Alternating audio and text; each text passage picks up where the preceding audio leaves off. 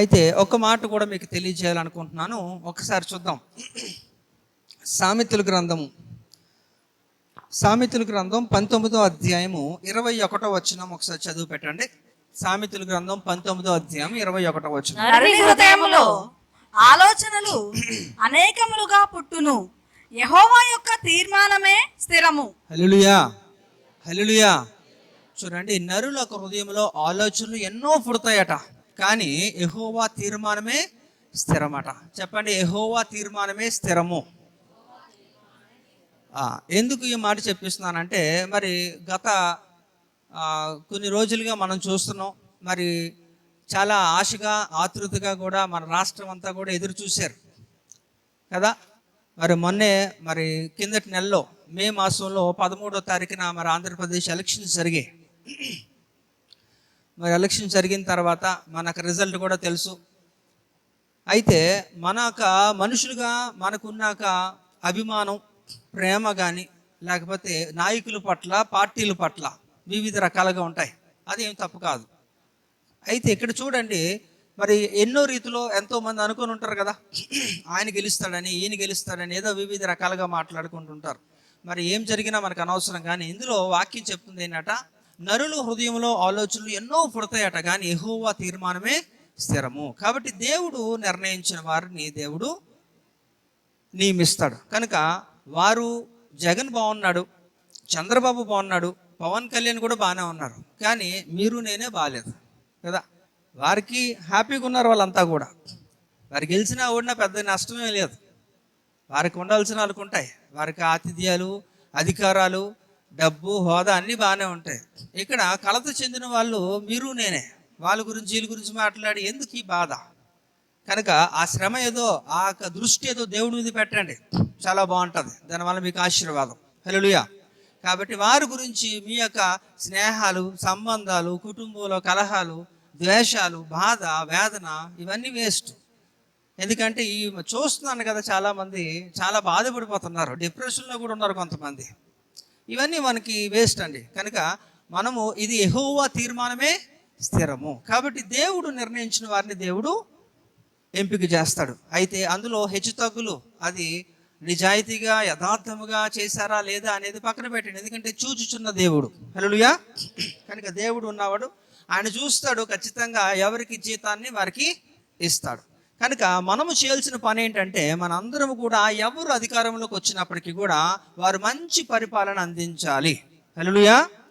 రాష్ట్రాన్ని సుభిక్షంగా వారు పాలించాలి, మంచి యొక్క దిశలో వారు నడిపించాలి అనే మనం ప్రార్థన చేయాలి. అవునా కదా?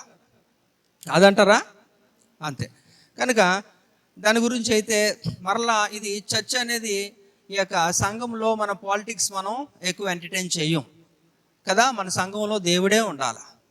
కనుక అవన్నీ బయట వ్యక్తిగతంగా మీకు ఉంటే మీ అభిమానం మీ హృదయాల్లో ఉంచుకోండి, కానీ అది బయట వ్యక్తం చేసి ఇతరులను గాయపరిచే రీతిలో మీరు మాట్లాడి మీరు గాయపరచబడద్దు. దానివలన ఉపయోగం ఉండదు. హల్లెలూయా. యాక్చువల్గా నాకు సమయం ఎక్కువ లేదు, లేకపోతే నేను ఇంకా విశ్లేషించి చెబుతును, కానీ మనకు సమయం లేదు కనుక వదిలేద్దాం. మనకి అతి ముఖ్యమైనది ఏంటట, ఈరోజు ఆదివారం.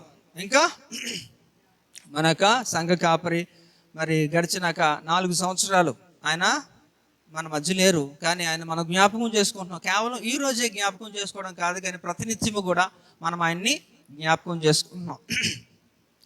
మనందరినీ కూడా ఒక కుటుంబంగా మనకి ఒక వేదికని మనకిచ్చి, మరి మనకంటూ కొన్ని మాదిరికరమైన జీవితం ఆయన జీవించి మరి వెళ్ళిపోయారు. కాబట్టి మరి దేవుని వాక్యం కూడా తెలియజేస్తుగా, నీతిమంతులను జ్ఞాపకము చేసుకున్నట ఆశీర్వాదకరం కదండి. అవునా కదా? కనుక నీతిమంతులుగా జీవిస్తున్న వారు, దేవుని కొరకు ప్రయాసపడుతున్న వారు, వారిని జ్ఞాపకం చేసుకున్నప్పుడు వారు చేసే పనులు బట్టి దేవుడు ఏ రీతిలో మహిమపరచబడ్డాడు, ఎంతమంది దేవుణ్ణి అంగీకరించారు అనేది మనం అది జ్ఞాపకం చేసుకుంటున్నప్పుడు మన హృదయంలో కూడా ఒకలాంటి ఒక ఉజ్జీవం ఉంటుంది. అయ్యో నేను కూడా అలా చేస్తే బాగుంది కదా అనే ఒక ఆలోచనలోకి వస్తాం. దాన్ని బట్టి మనం అలాంటిది జ్ఞాపకం చేసుకోమని దేవుడే చెబుతున్నాడు. అయితే ఇక్కడ మనం చూస్తున్నాం కదా, మరి వెనకాతలు కూడా ఒక ఫ్లెక్స్ ఉంది, ఇక్కడ కూడా ఒకటి ఉంది. ఈ యొక్క ఫ్లెక్స్లో ఉన్న ఒక వాక్యాన్ని ఒకసారి చదవండి. ఇట్లు ధైర్యము కలిగి ఈ దేహమును విడిచిపెట్టి ప్రభువునొద్ద నివసించుటకు ఇష్టపడుచున్నాము. కావున దేహమందున్నను దేహమును విడిచినను ఆయనకిష్టలమై ఉండవలనని మిగులు అపేక్షించుచున్నాము. రైట్. మరి ఇక్కడ అపోస్తులైన పౌలు గారు మరి యొక్క కొరింథీ సంఘానికి తెలియజేస్తూ ఈ యొక్క మాటను వాడారు. మరి ఆయన ఎంతో లోతుగా ఆలోచిస్తారు. ఏ పని చేసినా దేవుని విధానంలో ఆయన ముందుకు కొనసాగుతున్నప్పుడు ఆయన పరిచర్య కాలంలో అంతా కూడా మరి ఈ యొక్క మాటను మీరు చాలా జాగ్రత్తగా గమనించాలి. ఇక్కడ ఇట్లు ధైర్యం కలిగి ఈ దేహమును విడిచిపెట్టి ప్రభువునొద్ద నివసించుటకు ఇష్టపడుచున్నాను. అంటే ఈ దేహాన్ని విడిచిపెట్టడం అంటే ఏంటండి? మరణించడమే కదా, అవునా కదా? మరణించడమే. అయితే ఇక్కడ చూడండి, కావున దేహమందున్నను దేహమును విడిచినను అంటే నేను బ్రతికినా చనిపోయినా. అందుకనే కదా ఆయన ఫిలిప్పీ సంఘానికి తెలియజేస్తూ ఫిలిప్పీ పత్రిక 1వ అధ్యాయము 21వ వచనంలో బ్రతుకుటైతే క్రీస్తు, చావైతే లాభం అని ఈ యొక్క మాట వాడడానికి చాలా దగ్గర పోలికలు ఉన్నాయి కదా. ఈ యొక్క మాటని చూడండి అక్కడ, కావున దేహముందున్నను దేహము విడిచినను ఆయనకి ఇష్టలమై ఉండవలనని మిగులు అపేక్షించుచున్నాను అంట. అంటే నేను మిమ్మల్ని ఏం చేస్తానట, నేను ఎక్స్పెక్ట్ చేస్తున్నాను మీ దగ్గర నుంచి ఏంటట, మనం బ్రతుకున్నా చనిపోయినా ఎలా ఉండాలట, ఆయనకి ఇష్టలుగా మనము ఉండాలి అని ఆయన చెబుతున్నాడు.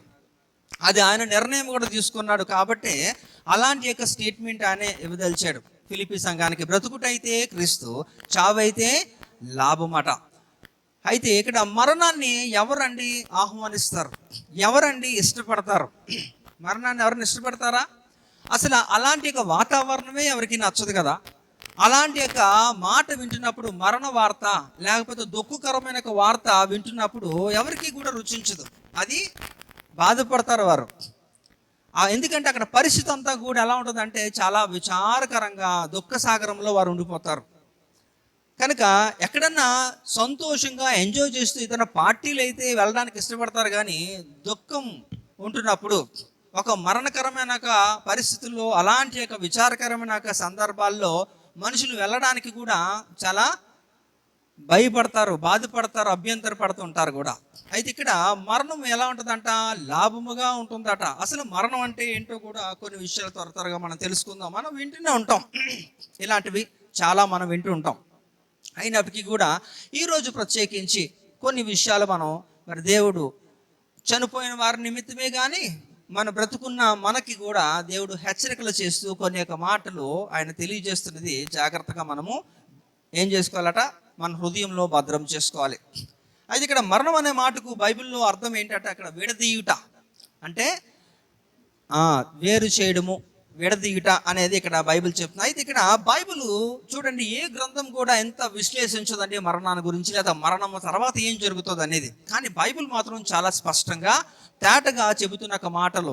మరి బైబిల్ గ్రంథాన్ని అనుసరిస్తే బైబిల్ చెబుతున్న 3 రకాలైన మరణాలు మనం చూద్దాం. మొట్టమొదటిది ఏంటట, నిత్య మరణం. ఏంటట, నిత్య మరణం అట. అంటే this is called the eternal death.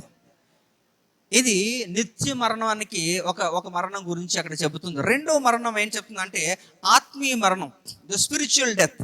ఏంటట, ఆత్మీయ మరణం. మూడోది ఏంటట భౌతిక మరణం, ఫిజికల్ డెత్. ఎన్ని మరణాలు? 3 మరణాల గురించి బైబిల్ గ్రంథం తేటగా తెలియజేస్తుంది. మొదటిది నిత్య మరణం అట, రెండోది ఆత్మీయ మరణం అట, మూడోది భౌతిక మరణం.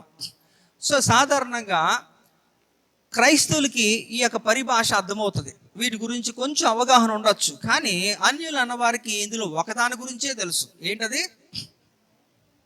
ఫిజికల్ డెత్, భౌతిక మరణం గురించే వారికి అవగాహన ఉంటుంది, అన్యులుగా దేవుని ఎరగని వారికి.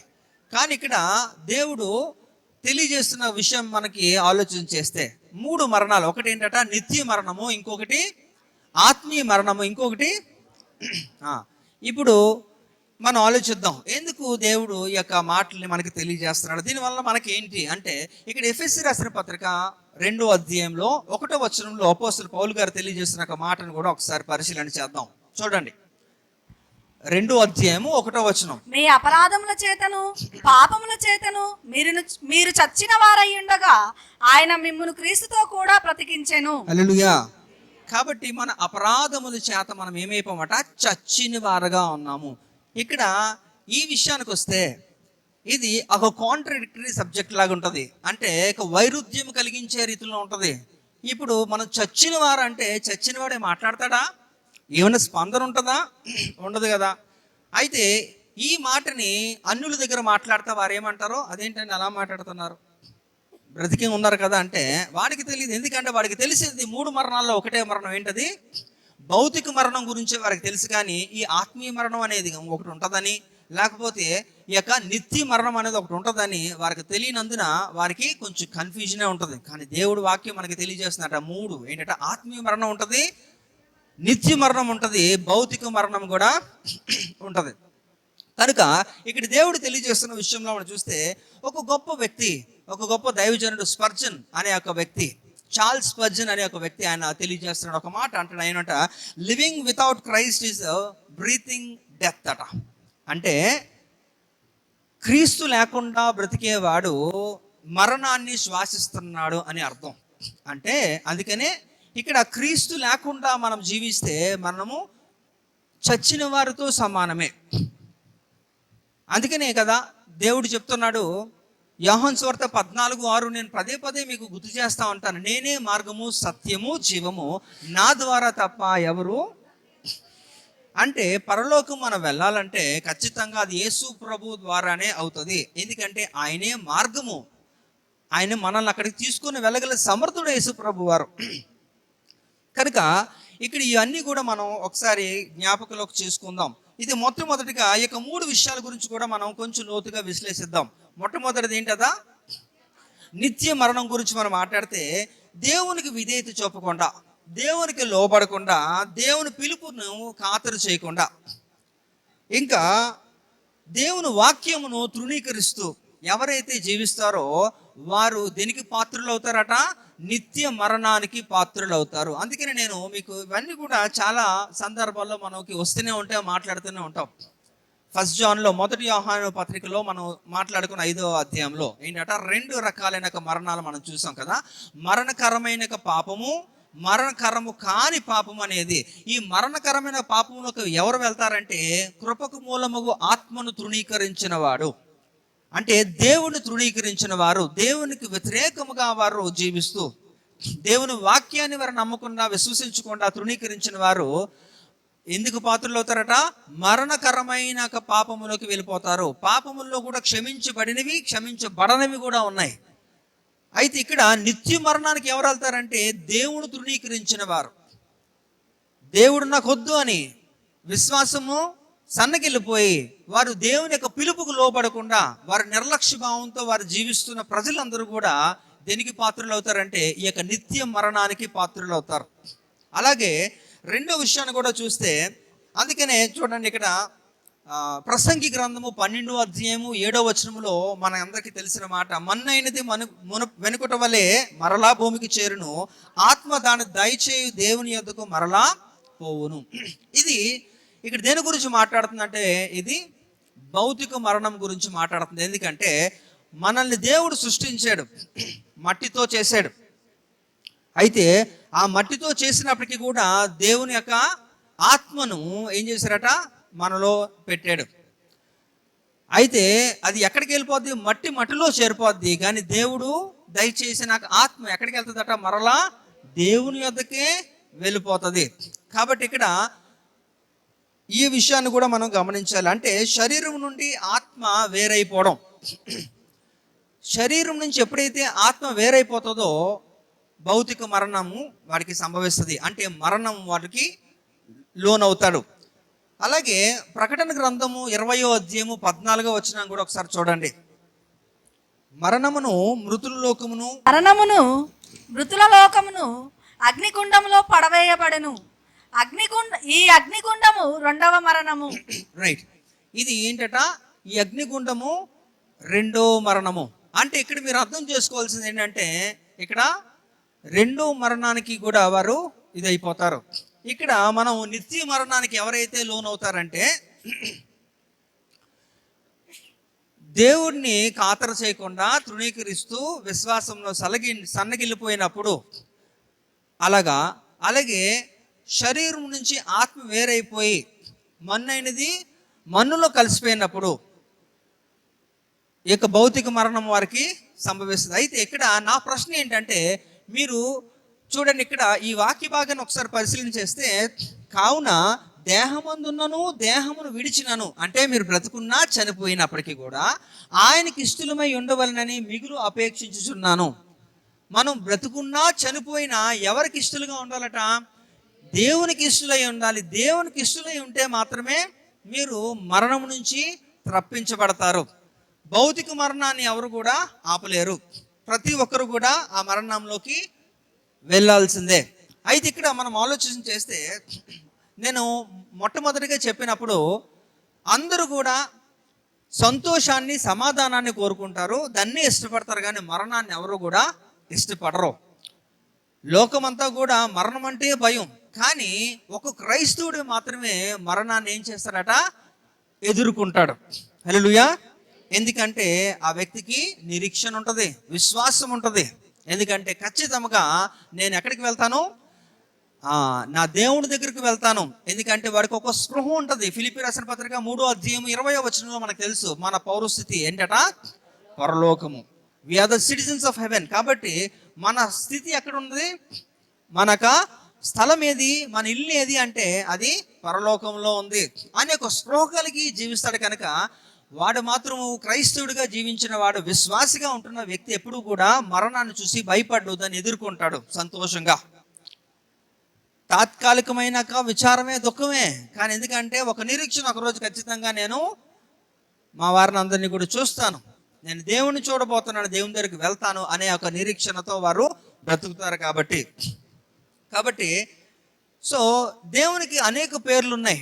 యేసు ప్రభు వారికి అనేక పేర్లలో కూడా ఒక పేరు ఏంటంటే మరణాన్ని జయించి తిరిగి లేచిన వాడు. హల్లెలూయా. కాబట్టి దేవుడు మరణాన్ని జయించాడు.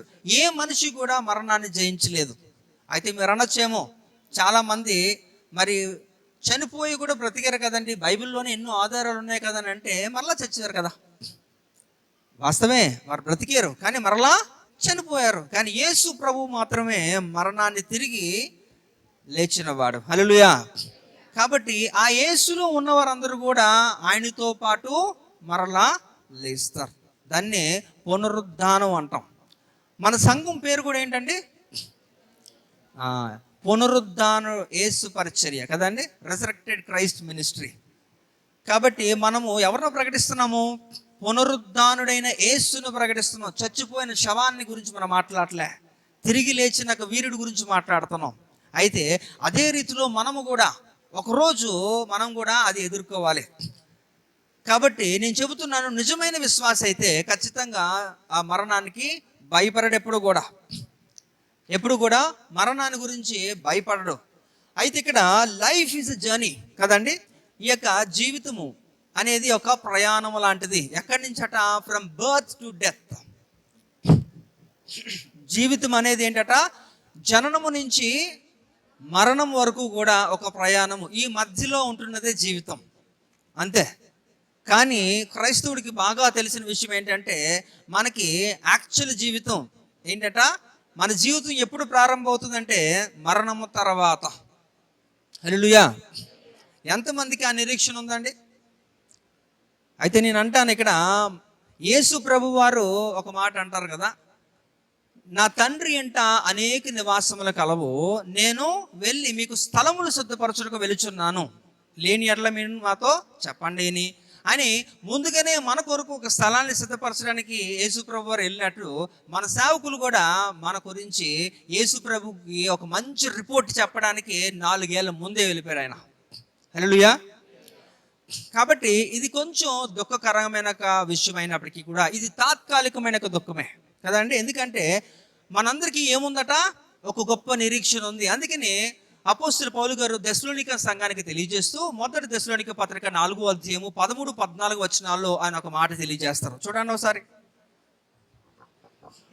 సహోదరులారా, నిరీక్షణ లేని ఇతరుల వలె మీరు దుఃఖపడకుండా నిమిత్తము నిద్రించుచున్న వారిని గూర్చి మీకు తెలియకుండుట నాకు ఇష్టము లేదు. యేసు మృతి పొంది తిరిగి లేచినని మనము నమ్మిన ఎడల అదే ప్రకారము యేసునందు నిద్రించిన వారిని దేవుడు ఆయనతో కూడా వెంట పెట్టుకొని వచ్చును. హల్లెలూయా. కాబట్టి దేవుడు తెలియజేస్తున్నాడు, ఏయ్ బ్రదర్స్ అంటున్నాడు, ఏమంట, సహోదరులారా, మీకు ఇది తెలియకపోతే ఎట్లా? తెలియాలి, ఇది ఖచ్చితంగా మీరు తెలుసుకోవాలి. ఎందుకంటే మనందరికీ కూడా ఏముందట? ఒక నిరీక్షణ ఉంది, గొప్ప నిరీక్షణ. అది యేసులో ఉంటే అది ఇంకా బలంగా ఉంటుంది. కనుక ఆయన ఆ రీతిలో ముందుగానే వెళ్ళిపోయారు. మరి ఆయన చేసిన పరిచర్య అంతా మనకు తెలుసు. అందులో పాలిభాగస్తులకు ఇప్పటికి నేటికి కూడా మనం కొనసాగుతున్నాం. అయితే ఈరోజు నేను సమయాన్ని వృధా చేయడం, నాకు ప్లాన్స్ చాలా ఉంటాయి, కానీ అది సమయానుకూలంగా అయితేనే నేను అది ఎగ్జిక్యూట్ చేస్తాను, లేదంటే కట్టా అంతే. కనుక ఈరోజు కేవలం మన వాక్యం విందాం, మనల్ని మనం సిద్ధపరచుకుందాం. ఎందుకంటే మీరు అనుకోవచ్చేమో సమయం ఇంకా చాలా ఉందండి అంటే, లేదు. ఈరోజు మరి యొక్క జ్ఞాపకార్థ కూడికగా మనందరం కూడా ఈ యొక్క ఆదివారం మన యొక్క పునరుద్ధానంలో మనందరం కూడా కలుసుకొని మాట్లాడుకుంటున్నాం కొన్ని విషయాల గురించి. అయితే ఒక రోజు అనేది వస్తుంది, మనం కూడా ఈ భూమిని ఖాళీ చేసి వెళ్ళిపోవాలి. నేను ఇందాకలే చెప్పాను, ఇదంతా కూడా మనం వీఆర్ ఇంటూ అ జర్నీ. మనం ఒక యాత్రలో ఉన్నాం, ఒక ప్రయాణం చేస్తున్నాం, జీవితంలో ఒక ప్రయాణం చేస్తున్నాం. ఆ ప్రయాణంలో ముందు వెనక అంతే. అయితే రేపొద్దున్న ఈ ప్రయాణాన్ని మీరు కూడా ముగించుకుంటారు. ఆ ముగించుకున్నప్పుడు మీ ఇంటి ముందు కూడా ఒక టెంట్ పడుతుంది, అలాగే, అవునా? అలాగే ఒక బ్యానర్ కూడా వేస్తారు, మీ బొమ్మ వేస్తారు, అందులో అందరూ వస్తారు. చిన్న మార్పు ఏంటంటే ఆ కూడికి మీరు ఉండరు, అంతే కదా? మీ కూడికి అందరూ వస్తారు. కానీ గుర్తుపెట్టుకోవాలి, మనందరం కూడా ఈ యాత్ర ముగించుకొని వెళ్ళవలసిందే. నా ప్రశ్న ఏంటంటే, యాత్ర ముగిస్తాం, బాగానే ఉంది, అందరూ కూడా ముగించవలసింది ఖచ్చితంగా భౌతిక మరణం, అవునా? అది ముగిస్తారు. కానీ మీరు ఏ మరణంలోకి వెళ్తారో అనేది ఇక్కడ ప్రశ్న. నేను చెబుతున్నాను ఇక్కడ 3 మరణాల గురించి. మొదటిది నిత్య మరణం అట, రెండోది ఆత్మీయ మరణం, మూడోది కదా. ఈ 3 మరణాలు ఉంటాయి. అయితే ఈ 3 మరణాల్లో అందరూ కూడా పాలు పంచుకునేది ఏంటట? భౌతిక మరణములోకి అందరూ వెళ్తారు, అది ఎవరు కూడా తప్పించుకోలేరు. కానీ ఈ మిగతా 2 మరణంలోకి మీరు వెళ్లకుండా చూసుకోవాల్సిన బాధ్యత మీది. అది ఎప్పుడు చూసుకోవాలంటే, మీరు భూమి మీద బ్రతుకున్నప్పుడు, మీరు జర్నీలో ఉంటున్నప్పుడే, మీరు ప్రయాణం చేస్తున్నప్పుడే మీరు చాలా జాగ్రత్తగా మీరు ఆ 2 మరణాల్లోకి మీరు వెళ్ళకూడదు. నిత్య మరణంలోకి వెళ్ళకూడదు, ఆత్మీయ మరణంలోకి మీరు వెళ్ళకూడదు. నిత్య మరణంలోకి ఎవరు వెళ్తారో, ఆత్మీయ మరణంలోకి ఎవరు వెళ్తారో అంటే, ఈ యొక్క ఆత్మీయంగా ఎవడైతే చనిపోతాడో, దేవునితో వారికి సంబంధాలు కట్ అయిపోతాయో, వాడు ఎక్కడికి వెళ్తాడట? నిత్య మరణానికి పాత్రులు అవుతారు. ఇందాక మనం చదువుకున్నాం కదా, 20వ అధ్యాయము 14వ వచనంలో ఏం చదువుకున్నాం? చదవాలి గట్టిగా. మరణమును మృతుల లోకమును అగ్నిగుండములో పడవేయబడెను, ఈ అగ్నిగుండము 2వ మరణము కదండి. ఇలాంటి మరణంలోకి వెళ్తే నీ యొక్క భక్తి అంతా వృధా. ఈ భూమి మీద నువ్వు ఎంజాయ్ చేయలేదు, అక్కడికి వెళ్ళి కూడా అదే పరిస్థితి అంటే ఏంటండి?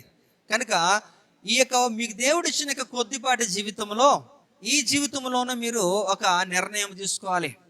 ఎలా ఉండాలట? మీరు ఎలా ఉండాలి? ఒక భౌతిక మరణం అనంతరము కూడా మీకు ఒక నిరీక్షణతో దేవుని యొద్దకు వెళ్ళిపోవాలి. హల్లెలూయా.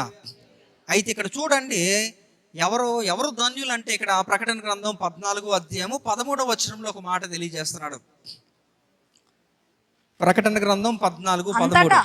అంతటా ఇప్పటి నుండి ప్రభువునందు మృతులు ధన్యులని వ్రాయమని. చాలమ్మా.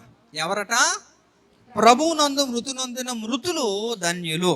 అంటే ఎవరు ధన్యులు? అందరూ కాదని ఇక్కడ క్లారిటీ వచ్చేసింది. ఎవరైతే ప్రభువునందు మృతి చెందుతారో, అంటే అలా చెందాలంటే మీరు ఎలా ఉండాలి? ముందు ఎలా ఉండాలట? కావున దేహమును విడిచినను ఆయనకి ఇష్టలై ఉండవలనని మిగులు అపేక్షించుచున్నాను.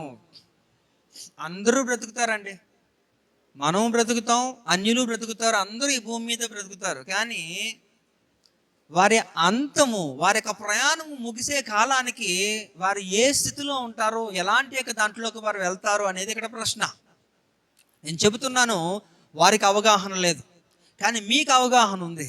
మనకి 3 మరణాలు గురించి బైబిల్ ప్రస్తావిస్తున్నప్పుడు భౌతిక మరణము అందరికీ కామన్, అది కానీ మిగతా 2 కూడా అందరికీ కామన్ కాదు. అది మీ చేతుల్లోనే ఉంది, అవునా కదా? వాటి నుంచి మీరు తప్పించుకోవచ్చు, అవునా కదా? గట్టి చెప్పాలి. అవును, మన చేతుల్లో ఉంటున్న విషయాల్ని కూడా మనము అజాగ్రత్త చేసినప్పుడు ఖచ్చితంగా మీరు దానిలోకి మీరు వెళ్ళిపోయే అవకాశం ఉంటుంది. అయితే ఇక్కడ నేను చూడండి, ఇక్కడ ఒక మాట తెలియజేస్తాను. యోహాను సువార్త 8వ అధ్యాయము 21వ వచనం చూడండి.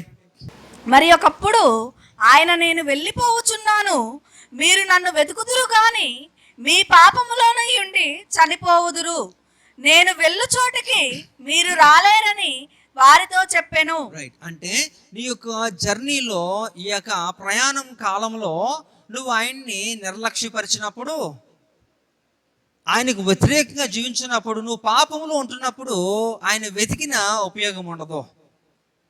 అప్పుడు ఏమవుద్దట, ఆయన వెళ్ళే చోటికి మీరు వెళ్ళడం అనేది కష్టం, వెళ్ళలేరు. కనుక మనకి అవకాశాలు దండిగా ఉంటున్నప్పుడు, సిచ్యువేషన్స్ అన్ని ఫేవర్గా ఉంటున్నప్పుడు, పరిస్థితులు అనుకూలంగా ఉంటున్నప్పుడు గుర్తుపెట్టుకోండి, మీరు దేవుని కొరకు మీరు జీవించడానికి ఇష్టపడితే, ఇంకా ఒక మాట తెలియజేస్తాను, ప్రతికూల పరిస్థితుల్లో కూడా మీరు దేవుని కొరకు నిలబడగలిగితే ఎంత ఆశీర్వాదం అంటే, నేను చెబుతున్నాను, దాన్ని వర్ణించలేం. పరలోకములో సమానత్వం ఉండదు, మీకు ముందే చెప్పాను. పరలోకములో అందరూ సమానం అంటే అది కుదరదు.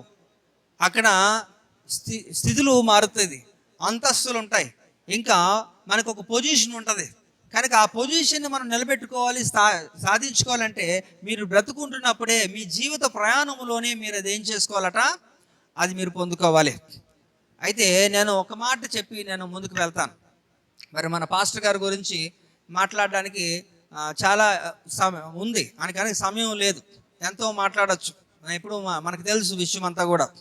మరి 2020 జూన్ 9వ తారీఖున మరి మధ్యాహ్నకాల సమయంలో మరి మేము నులకపేటలో ఉంటున్నప్పుడు మాకు ఒక ఫోన్ కాల్ వచ్చింది. ఇలాగా మరి ఆయనకి షుగర్ డౌన్ అయినట్టుంది, బాగాలేదండి, మరి హాస్పిటల్కి వెళ్తున్నాం, హాస్పిటల్ తీసుకొని వెళ్తున్నారని మాకు తెలియజేసినప్పుడు ప్రభు నేనే ఉన్నాం. వెంటనే మేము ఇద్దరం కూడా అక్కడి నుంచి నులకపేట నుంచి చాలా త్వరగా మరి ఆంధ్ర హాస్పిటల్కి వెళ్ళడం జరిగింది. అక్కడికి వెళ్ళి చూసినప్పుడు ఆయన పరిస్థితి ఎంతో దీనంగా ఉంది, ఎంతగా అంటే దాన్ని వర్ణించలేను నేను. ఆయన ఎంతో భయంకరమైన బాధ అనుభవిస్తున్నారు.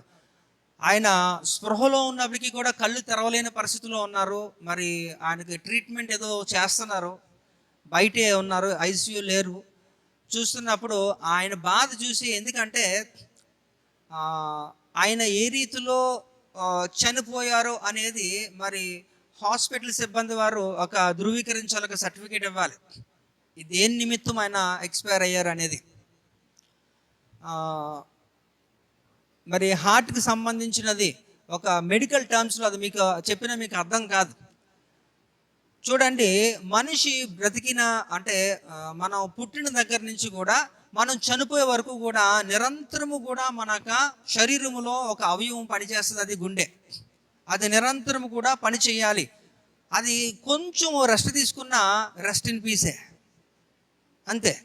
కొంచెం అది నాకు కొంచెం బాగాలేదని మరి గుండె కానీ కొంచెం రెస్ట్ తీసుకుంది అనుకోండి, మనం చనిపోతాం.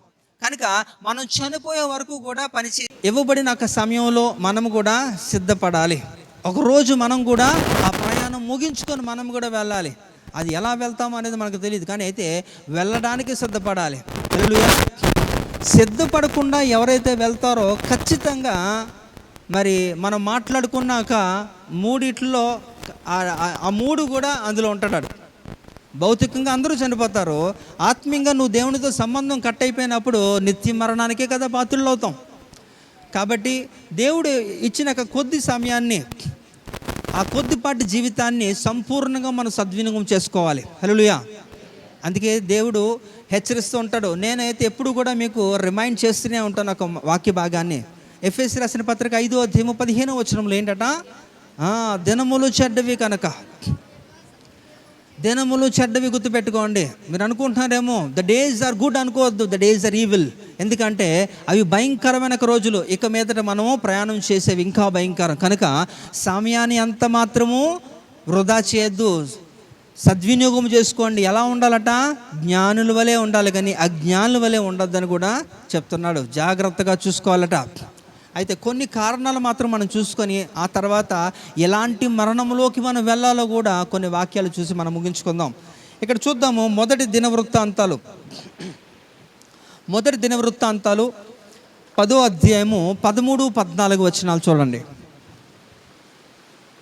ఈ ప్రకారము యెహోవా ఆజ్ఞ గైకొనక ఆయన దృష్టి ఎదుట ద్రోహము చేసినందుకును, యెహోవా యొద్ద విచారణ చేయక కర్ణపిశాచముల యొద్ద విచారణ చేయుదానిని వెతికినందుకును సౌలు హతమాయెను.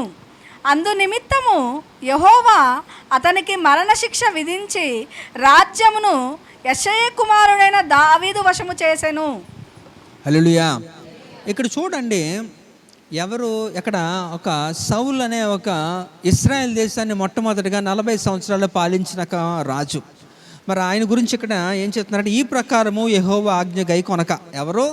ఎవరు ఈ సౌలు అనే రాజు దేవుని యొక్క ఆజ్ఞను పాటించకుండా ఏం చేస్తున్నాడట? ఆయన దృష్టి ఎదుట ద్రోహము చేసినందుకు. దేవుని దృష్టిలో సౌలు ఒక ద్రోహిగా ఉన్నాడు, దేవుని ఆజ్ఞను పాటించలేదు. ఇంకేం చేస్తున్నాడట? యెహోవా యొద్ద విచారణ చేయక, దేవుని యొద్ద విచారణ చేయలేదు, ఎంక్వైరీ చేయలేదట. ఇంకేం చేస్తున్నాడట? కర్ణపిశాచముల యొద్ద విచారము చేస్తున్నాడట.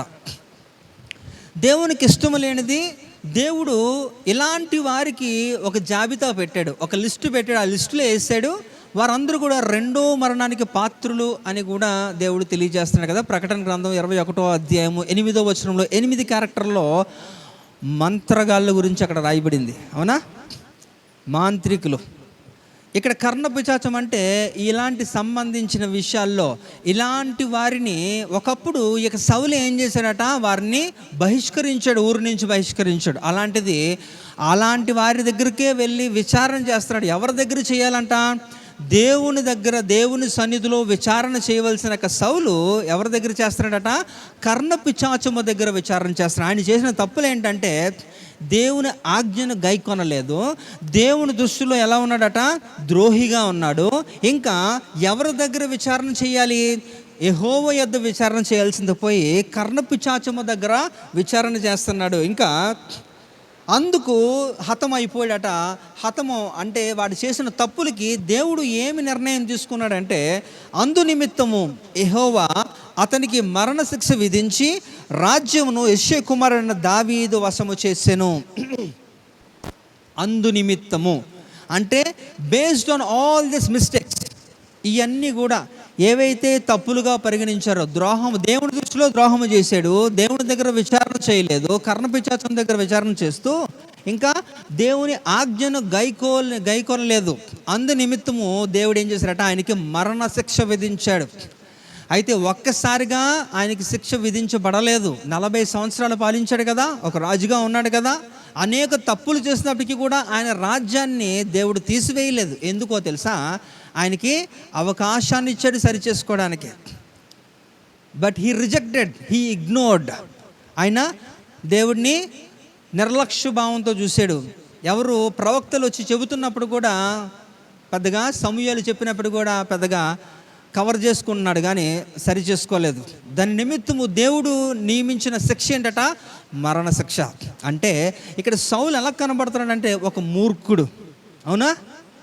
ఒక మూర్ఖుడిగా అంటే నీకు ఇచ్చిన అవకాశాలన్నీ కూడా నువ్వు తృణీకరించుకుంటూ ఏమి కూడా నువ్వు సరి చేసుకోలేనందున దేవుడు నీకు ఇచ్చిన శిక్ష ఏంటట? మరణశిక్ష. అంటే ఇక్కడ మరణానికి కారణం ఏంటో తెలుసా? మూర్ఖత్వం. అనండి.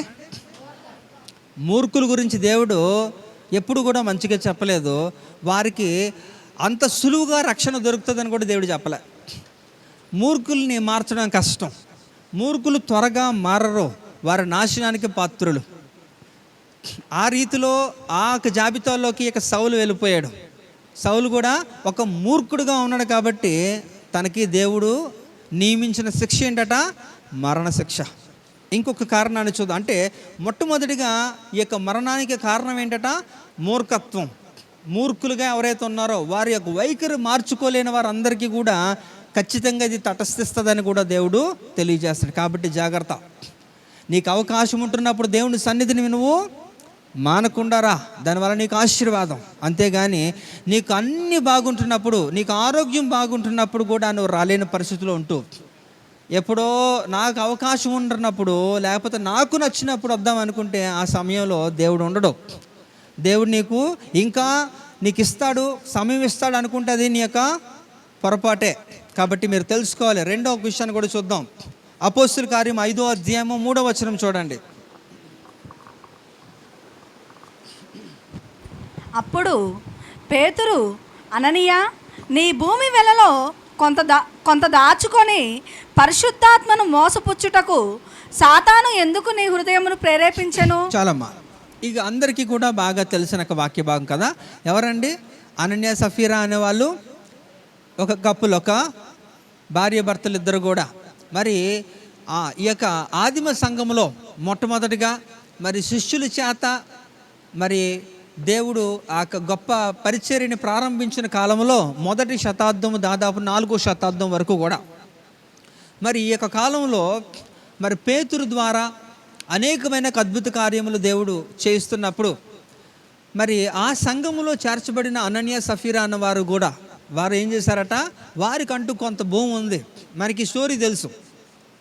ఆ భూమి గురించి అందరూ కూడా స్థిర ఆస్తులను తీసుకొచ్చి ఈ అపోస్తుల పాదముల యొద్ద పెట్టేస్తున్నారు. ఎందుకంటే పరిచర్య అంత ఘనంగా జరుగుతుంది. అద్భుతములు, ఆశ్చర్య కార్యాలకు నిలము ఆ కాలంలో. అలాంటి యొక్క పరిస్థితిలో వీరిరువురు కూడా ఏం చేశారంటే వారికి ఉన్న ఆస్తిని విషయంలో కూడా మరి పేతురుతో ఒక మాట చెప్పారన్నమాట. అయ్యా, మా దగ్గర కూడా ఒక భూమి ఉంది, అది కూడా మేము మీకు ఇవ్వదలుచుకున్నాం, అయితే అది బేరం పెట్టాం, ఇంకా దాని గురించి ఏవి మాకు రిజల్ట్ రాలేదు అని ముందైతే ప్రామిస్ చేశారు ఇచ్చేస్తానని. కానీ ఆ తర్వాత కొంత కాలానికి వారికి తెలిసిన విషయం ఏంటంటే వారు అనుకున్న దానికంటే కూడా భూమి విలువ 10 రెట్లు పెరిగిపోయిందట. మరి 10 రెట్లు పెరిగిపోయినప్పుడు దానికి తగిన రీతిలో మరి వారు చెల్లించాలి. ఆ దశం భాగమే 10వ వంతే కానీ, లేకపోతే వారు ఏదైతే వారి యొక్క తీర్మానం చేసుకున్నారో వారి యొక్క సమక్షంలో అది వారు చేయడానికి వారికి కొంచెం బాధగా ఉందన్నమాట. అమ్మో, ఎంత వెల చెల్లించాలి, ఎంత డబ్బు ఇవ్వాలా అని చెప్పి వారి ఇరువురు కూడా చెడ్డ భార్య భర్తలు అయినప్పటికీ కూడా వారి ఇరువురిలో కూడా ఒక మంచి విషయం ఉంది. ఏంటది? ఒక బ్యాడ్ ఎగ్జాంపుల్. వాళ్ళు యాక్చువల్గా ఒక చెడ్డ మాదిరి, కానీ వారి ఇరువురిలో కూడా ఒక మంచి విషయం ఉంది, చెప్పుకోదగ్గదే. ఎవరు చెప్తున్నారు? ఇరువురు కూడా ఒకే మాట మీద ఉన్నారు. చచ్చిపోతారు కానీ నిజం మాత్రం చెప్పరు. ఆఖరికి ఏమైందట, ముందు భర్త వచ్చాడు, మాట్లాడాడు, పోయాడు. అందుకనే కదా ఇక్కడ ఒక మాట తెలియజేస్తున్నాడు. చూడండి అక్కడ. అప్పుడు పేతురు, అననీయ, నీ భూమి వెలలో కొంత దాచుకొని పరిశుద్ధాత్మను మోసపుచ్చుటకు సాతాను ఎందుకు నీ హృదయమును ప్రేరేపించెను? పరిశుద్ధాత్ముడు ఇక పేతురుతో ముందుగానే ఆ విషయాన్ని తెలియజేశారుగా, నేను మోసం చేస్తున్నారుగో అక్కడ ఇది సంగతి అని మొత్తం స్టోరీ అంతా కూడా మరి ఆయనకి తెలియజేసినప్పుడు ఆయన వచ్చి ఏం చేస్తారంటే ఈ పేతురికే అబద్ధం చెప్తున్నారు, మోసం చేస్తున్నారు.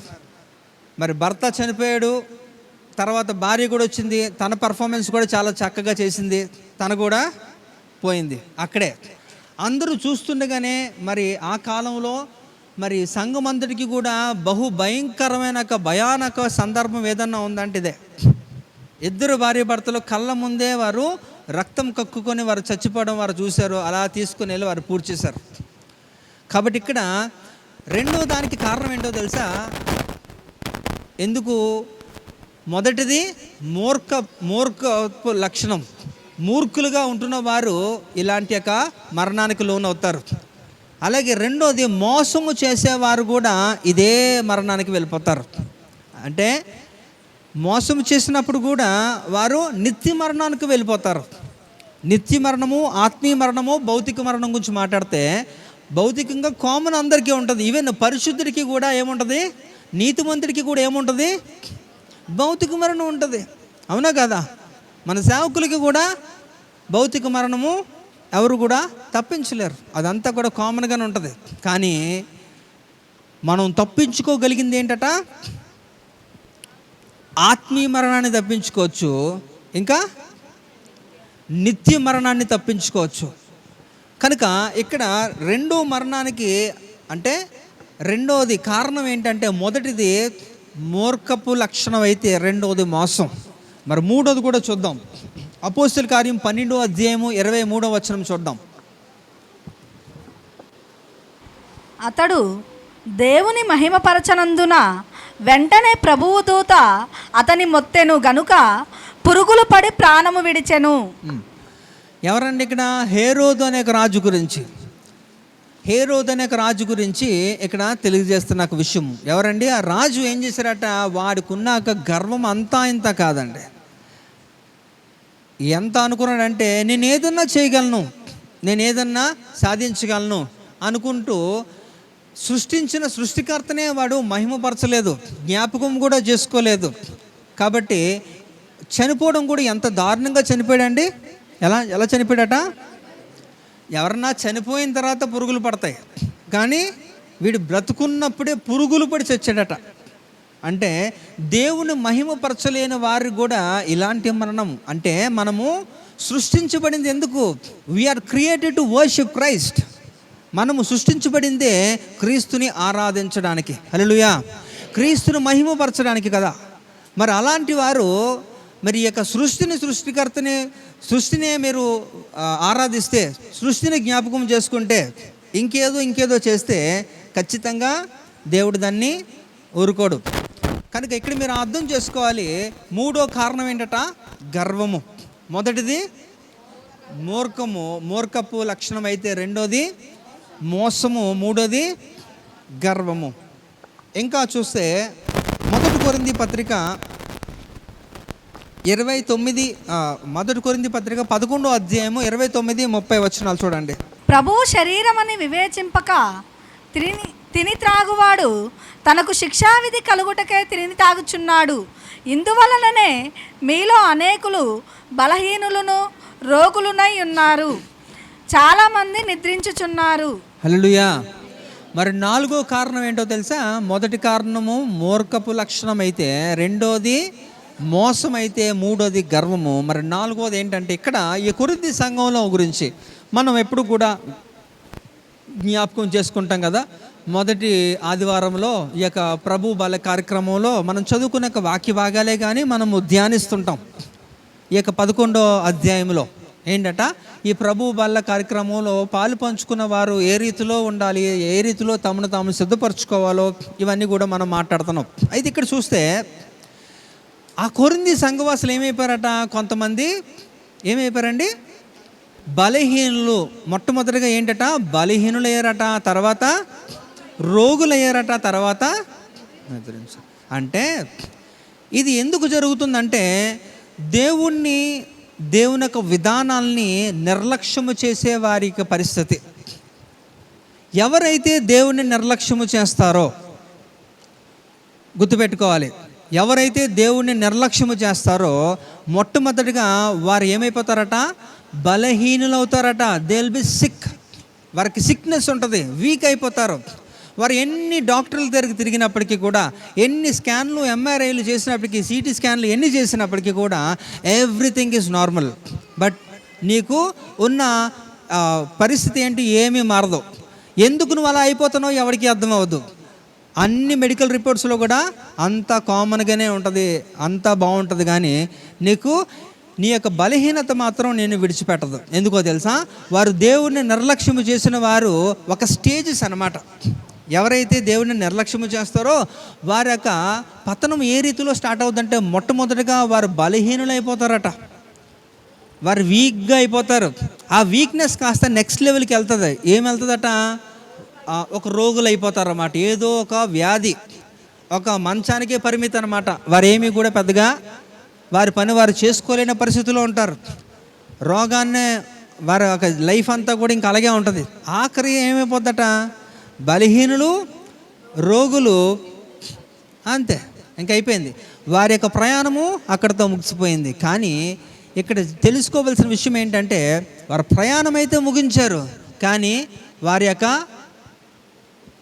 యొక్క జీవితం ఏ రీతిలో ప్రారంభమవుతుందంటే నిత్య మరణానికి. హల్లెలూయా. నిత్య నరకాగ్నికి వారు పాత్రులైపోతారు.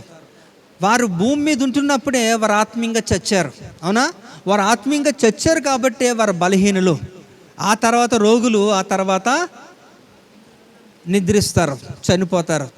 అయితే ఇక్కడ ఎందుకు ఈ యొక్క పరిస్థితి వచ్చిందంటే వారు భూమి మీద దేవుని నిర్లక్ష్యము చేసినందున, దేవుని యొక్క విధానాన్ని తృణీకరించినందున.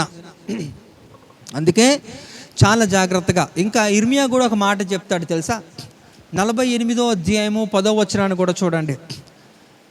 48వ అధ్యాయము 10వ వచనాన్ని చూస్తే మనం ఎలా చేయాలి, ఎలా ఉండాలి అనేది ఆయన తెలియజేస్తున్నాడు ప్రవక్త. యెహోవా కార్యమును అశ్రద్ధగా చేయవాడు శాపగ్రస్తుడగునుగాక. హల్లెలూయా. యెహోవా కార్యమును అంటే దేవుని పనిని చేసినప్పుడు ఎవరైనా సరే ఎలా చేయాలట? శ్రద్ధగా చేయాలట, శ్రద్ధగా చేయాలి. కాబట్టి ఇక్కడ జీవన ఉపాధి కొరకు చేసే పనులు శ్రద్ధ ఉండాలి, కానీ దానికంటే మించి కూడా మళ్ళీ చెప్తున్నాను, యెహోవా పనిని ఏం చేయాలట? శ్రద్ధగా చేయాలట. నిర్లక్ష్యముగా ఎవడైతే చేస్తాడో వాడు ఏమైపోతాడట? శాపగ్రస్తుడు అవుతాడట. కాబట్టి ఇది కొంచెం మైండ్లో పెట్టుకోండి. మీకు శాపం అంటే ఏముందిలేండి, పర్లేదు, యేసుప్రభు నా కొరకు చచ్చిపోయాడు శిలువ మీద, కాబట్టి నా శాపాన్ని కొట్టేశాడట. ఈయన చెప్తున్నాడు.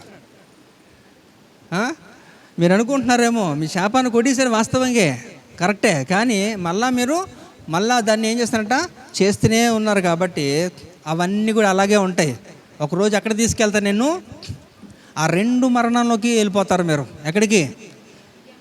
ఆత్మీయ మరణంలోకి వెళ్ళిపోతారు, అలాగే నిత్య మరణానికి కూడా వెళ్తారు. కాబట్టి ఆ పరిస్థితి మనం రాకూడదు. అంటే ఇక్కడ ప్రధాన కారణం ఏంటి? ఇప్పుడు ఈ యొక్క కొరింథీ సంఘవాసుల గురించి మాట్లాడితే వారు నిర్లక్ష్యం చేశారు, దే నెగ్లెక్టెడ్ గాడ్. కాబట్టి నిర్లక్ష్య వైఖరితో ఉంటున్న వారు ఏమైపోతారంటే మొట్టమొదటిగా బలహీనులట, రెండోది రోగులు, మూడోది అంతే, వెళ్ళిపోవడమే. ఇంకా కనుక ఇది ప్రధానంగా 4 కారణాలు మనం వెలికి తీసాం. మొట్టమొదటిది ఏంటంటే మూర్ఖపు లక్షణం ఎవరికైతే ఉంటుందో వారికి దేవుడు నియమించిన శిక్ష ఏంటట? మరణ శిక్ష. రెండోది మోసము చేసిన వాళ్ళు, దేవుడి దృష్టిలో ద్రోహిగా ఉంటున్న వారికి కూడా ఇదే గతి. మూడోది గర్వము.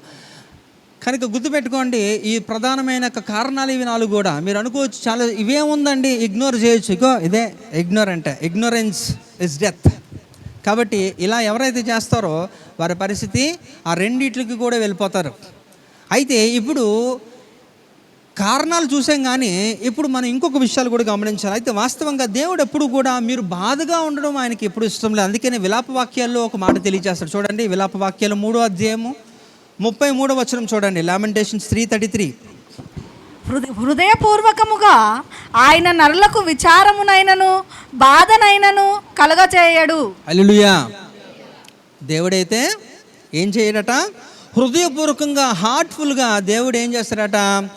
ఆయన నరులకు విచారమైనను బాధనైనను ఆయన కలుగు చేయడు. ఆయనకి ఇష్టం లేదు, కానీ మీకు వస్తుందంటే కారణం ఏంటంటే మీ అతిక్రమముల ద్వారా. అవునా? అది మీ యొక్క స్వయం కృపా అపరాధమే. కాబట్టి మీరు ఆలోచించాలి. అయితే మరణానికి 4 కారణాలు అనేది మనం వెతికినప్పటికీ కూడా ఇప్పుడు ఎలాగుండాలో కూడా దేవుడు తెలియజేస్తాం. క్రీస్తునందున్న మరణం ఏంటో కూడా చూడాలి. ఒక 4 విషయాలు చెప్పి నేను ముగించేస్తాను. హల్లెలూయా. చూద్దాం. మొట్టమొదటిది చూడండి, కీర్తనలో 116:15. యెహోవా భక్తుల మరణము ఆయన దృష్టికి విలువగలది. హల్లెలూయా. కాబట్టి ఇక్కడ మన సేవకులు కూడా మరి దేవుని దృష్టికి ఏం చేశారట? ఆయన మంచి భక్తిని చేశాడు, ఆయన మంచి భక్తిని కనపరిచాడు. ఆ భక్తిని కనపరచడమే కాకుండా ఆ భక్తిని మీకు పరిచయం చేశాడు. హల్లెలూయా. మరి నిన్నటి దినాన్న మరి దావీదు గారు అనుకుంటా మరి ఏదది స్టేటస్ ఏదో పెట్టుకున్నారు. మరి మన కాపరి ఒకసారి మాట్లాడుతున్నారండి. క్రిస్మస్ టైమే, సెమీ క్రిస్మస్. ఆ టైంలో మాట్లాడుతున్న విషయం కూడా ఆయన వాక్యం చెబుతున్న విషయాన్ని మేము చూస్తున్నాం. కాబట్టి ఆయన సాక్ష్యం మీకు తెలుసు. ఆయన స్వతహాగా మరి ఆయన క్రైస్తవుడు కాదు కదా, ఆయన అన్యుడు, అందులోని బాగా భక్తిపరుడు కదా, నిష్ఠ నియమాలతో భక్తి చేసిన ఒక వ్యక్తి. ఆయన సాక్ష్యం ఎప్పుడు చెప్తూనే ఉంటాడు. ఆయన ఎలా రక్షణ పొందాడో, ఆయన రక్షణ గురించి, ఆయన బాప్తిజం ఎలా ఇవన్నీ కూడా ఆయన ఎప్పుడు కూడా ఏం చెప్తారట, 1983 ఫిబ్రవరి 26 ఇదేనా, అందరికీ బాగా తెలుసు కానీ ఎవరు పాటించరు. హల్లెలూయా. కాబట్టి ఇక్కడ మీకు తెలియజేసింది ఏంటంటే, ఆయన ఎంత భక్తి చేశాడో, ఆ భక్తి విధానంలో అంచెలంచెలుగా ఎంతగా దేవునికి చేరుగా ఉన్నాడో, అదే ఒక భారముతో అదే భక్తిని, అదే దేవుడిని మీకు కూడా పరిచయం చేశాడు. మేబీ అప్పటికే కొంతమంది రక్షణ పొందినప్పటికీ కూడా మిమ్మల్ని ఇంకనూ ఉజ్జీవకరంగా ముందుకు నడిపించిన ఒక గొప్ప దైవజనుడిగా మన దైవజనుడు మనకి కంటికి కనపడ్డాడు ఎన్ని సంవత్సరాలు కూడా. అయితే నేను అనుకుంటాను, ఆయన యొక్క మరణము దేవునికి ఎలా ఉందట, విలువగలదట. హల్లెలూయా, అవునా కాదా? అయితే ఆయనే కాదు, ఆయనలాగా మనం కూడా భక్తి చేయగలిగితే, దేవుని కొరకు ప్రయాసపడగలిగితే, మన ప్రయాణం ముగించేలోపు మనము దేవుని కొరకు ఇన్ని ఆత్మల్ని సిద్ధం చేయగలిగితే, ఖచ్చితంగా మీ మరణం కూడా దేవుని దృష్టికి విలువ కలదే. హల్లెలూయా.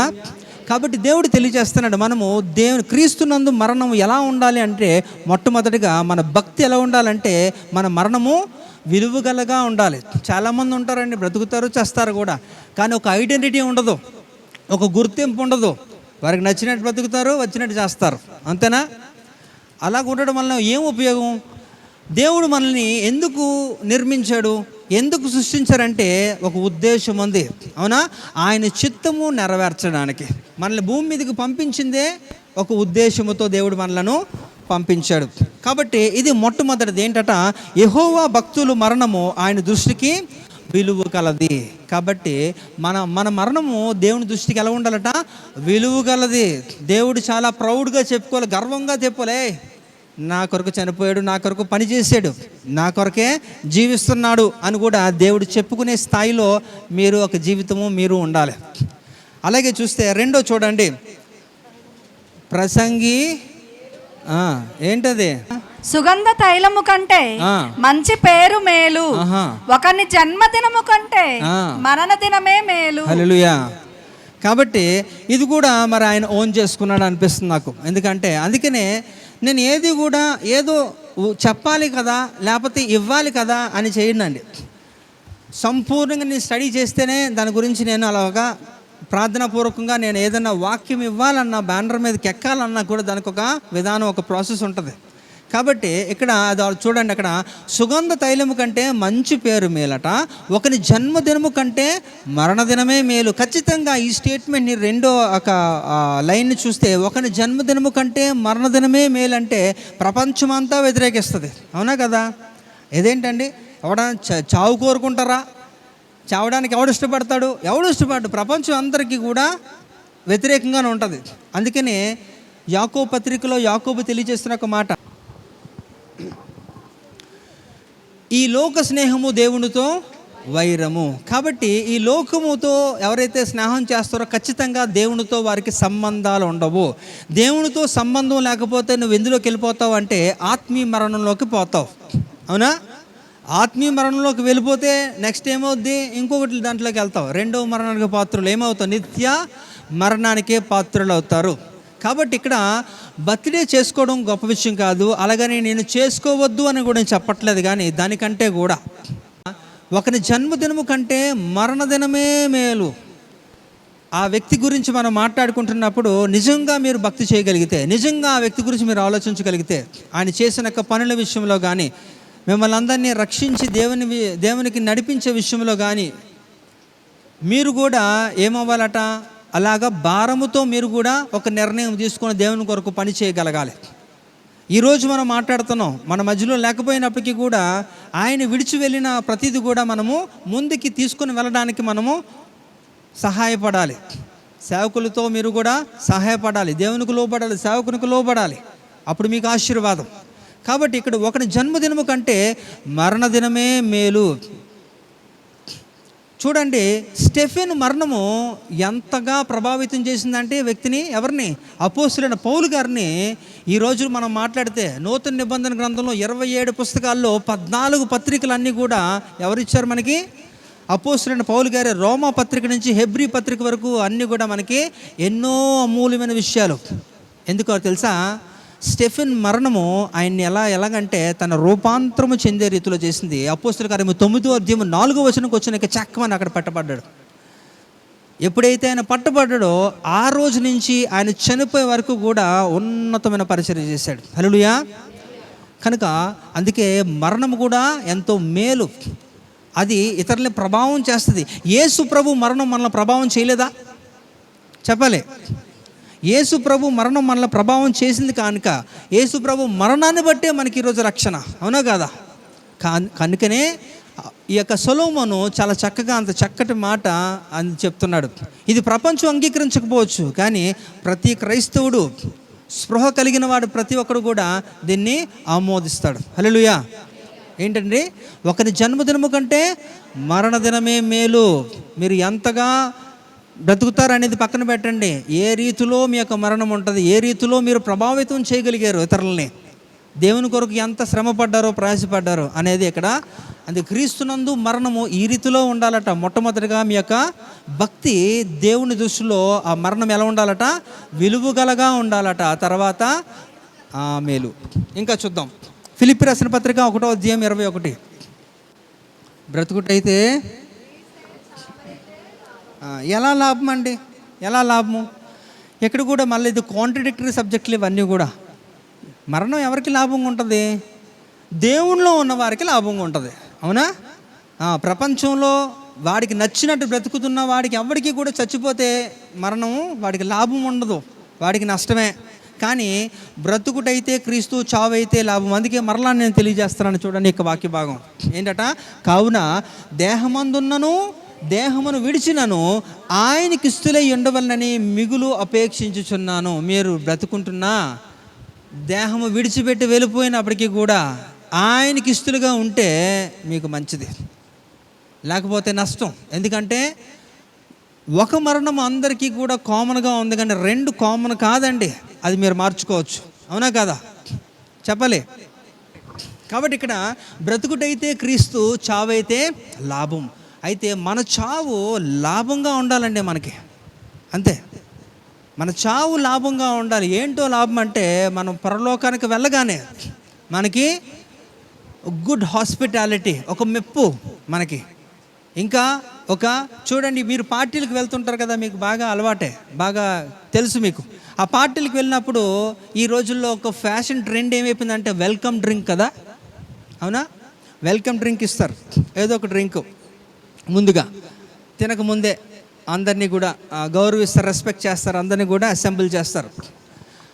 అలాగే ఎలా అయితే ఇక్కడ అయితే ఆ ట్రెండ్ ఎక్కడి నుంచి స్టార్ట్ అయిందంటే అక్కడే స్టార్ట్ అయింది. ఎవరైతే మొట్టమొదటిగా క్రీస్తులో చనిపోతారో వారు పరలోకం వెళ్ళగానే వారికి ఏమవుదట? వెల్కమ్ డ్రింక్ లాగా ఏమవుదట? మొట్టమొదటిగా జయించిన వారికే జీవ కిరీటము. ఇంకేం చేస్తారట? వారు ఏం భుజిస్తారట? జీవవృక్ష ఫలాన్ని వారు భుజిస్తారు. ఇంకేముంటుందట? దేవుడు వారికి దాచిపెట్టిన మరుగైన మన్నాను కూడా వారికే. ఫస్ట్ రాగానే వచ్చాడు మా ఫ్రెండ్, నా కుమారుడు వచ్చాడను దేవుడు చాలా సంతోషంగా మిమ్మల్ని అందరికీ కూడా పరిచయం చేస్తాడు. అది మెప్పు. మిమ్మల్ని అందరి దగ్గర పరిచయం చేసి మీకు చాలా ఘనంగా మిమ్మల్ని రిసీవ్ చేసుకుంటాడు దేవుడు. అది లాభం కాదండి? లాభమా అది? కనుక గుర్తుపెట్టుకోండి, బ్రతుకుటైతే క్రీస్తు, చావైతే లాభంగా ఉండాలి. కనుక చనిపోతున్న వారందరికీ కాదు, మళ్ళీ ఇక్కడ క్లాజ్ ఉంది ఏంటట? క్రీస్తునందు. ఇదే గుర్తుపెట్టుకోండి ఇది ఎప్పుడు కూడా. కావున దేహమందున్నను దేహమును విడిచినను ఆయనకి ఇష్టలై ఉండవలెనని. మీరు బ్రతికినా చనిపోయినా ఎలాగుండాలట? ఆయనకి ఇష్టలుగా ఉంటే, ఆయన దృష్టిలో ఉంటే చాలు. అదే నేను కోరుకుంటున్నానని ఆయన కొరింథీ సంఘానికి పదే పదే చెప్తున్నాడు అన్నమాట. అయితే ఆయనకే కాదు, అది మీకు కూడా. ఇంకా నేను కూడా ఉన్నాను, మీరు కూడా ఉన్నారు. మనది ఎవరు చేస్తారో, అవునండి, మన జ్ఞాపకార్థ గుడికి ఎవరు చేస్తారో? ఎవరో చేస్తారు. హల్లెలూయా. వద్దా? చేయాలి కదా. ఎందుకంటే మనది ఏంటట? బ్రతుకుడైతే క్రీస్తు, చావైతే లాభం కదా, మన బెనిఫిట్ కదా మనకి. ఎందుకంటే నీ జ్ఞాపకార్థ గుడికి కూడా వచ్చి ఎవడన్నా రక్షణ పొందేస్తాడేమో, అవునా కదా? నీ పేరు మీదే అలాగా వాడు వచ్చేస్తాడు. అంటే నీ అకౌంట్లోకే వస్తాయి ఈ సందర్భాన్ని వాడుకొని. కాబట్టి ఇది గుర్తుపెట్టుకోండి. ఇంకా చూద్దాం. యోహాను సువార్త 21వ అధ్యాయము 19వ వచనం.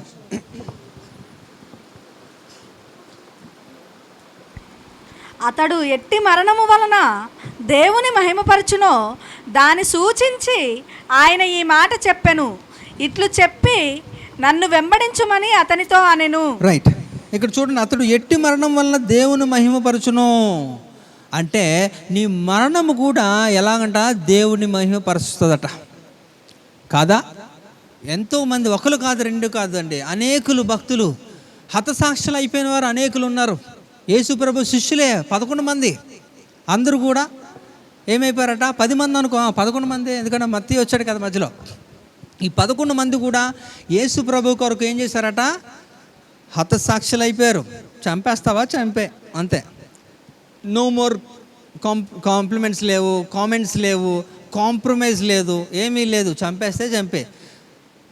ఒక శిష్యులే కాదండి, బైబిల్ గ్రంథంలో అనేకులు ఉన్నారు.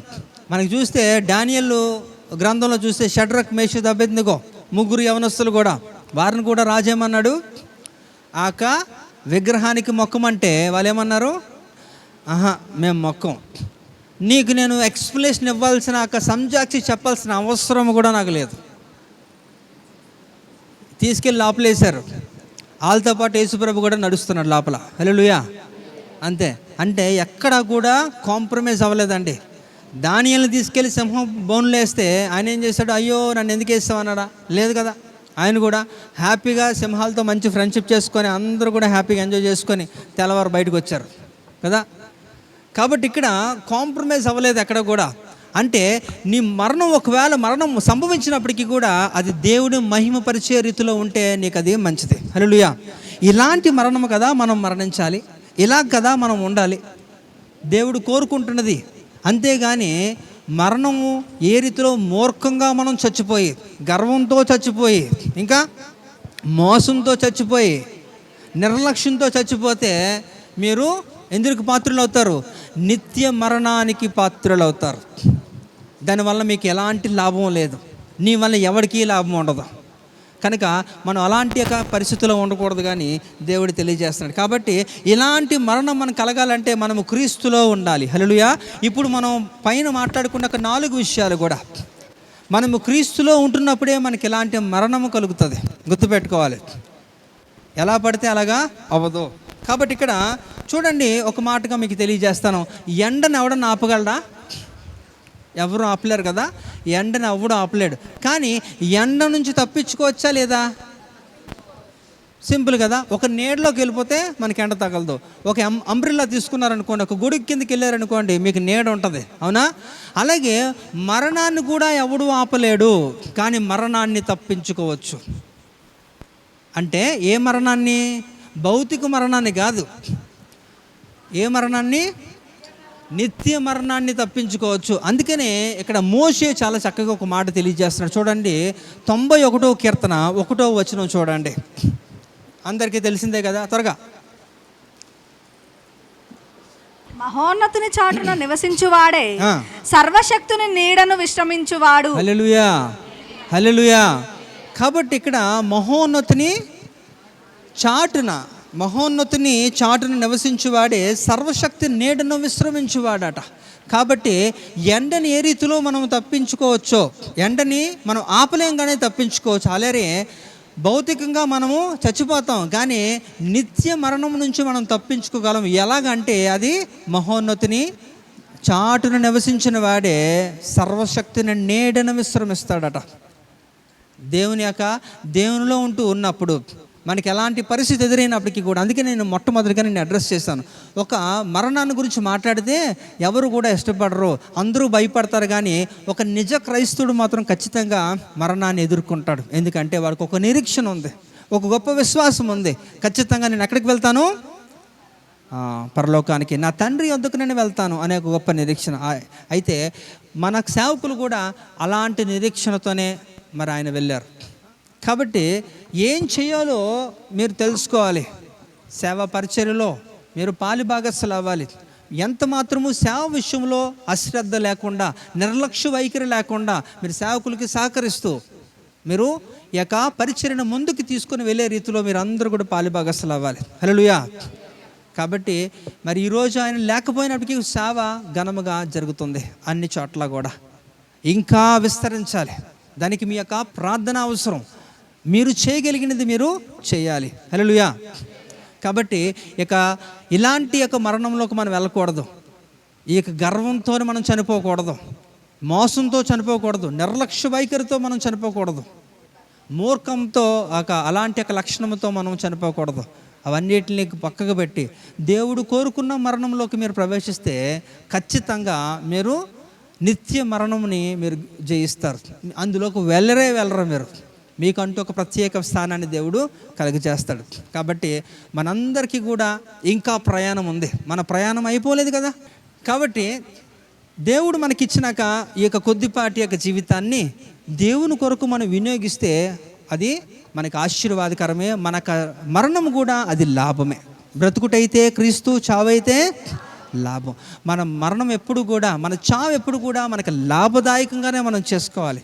కాబట్టి ఆయన యొక్క మరణము లాభదాయకంగా ఆయన చేసుకున్నాడు అనుకుంటున్నాను నేను. అవునా కదా? ఆయన యొక్క మాటలో మనం వెళ్తున్నప్పుడు, మనల్ని ఆయన ప్రేరేపించి మనల్ని నడిపించి ఇంతవరకు తీసుకొని వచ్చినప్పుడు, ఆయన మనం జ్ఞాపకం చేసుకుంటున్నప్పుడు ఆయన యొక్క భారము కూడా మనము పంచుకోవాలి. కాబట్టి మనకి ఉంటున్నాక కొద్ది కాలంలో మనం సంపూర్ణంగా అది వినియోగించుకుందాం. మంచి యొక్క మరణంలోకి మనం వెళ్దాం. హల్లెలూయా. ఇంకా మనకి కాలము ఇంకా ఉంది, సమయం ఉంది కనుక దీన్ని ఎవ్వరు కూడా వేస్ట్ చేసుకోకుండా సంపూర్ణంగా దాన్ని సద్వినియోగం చేసుకోండి. మీ యొక్క మరణము దేవుని దృష్టికి విలువగా చేసుకోండి. హల్లెలూయా. ఈ యొక్క కొద్ది మాటలు మీ వినికిడిలో ఫలించునుగాక.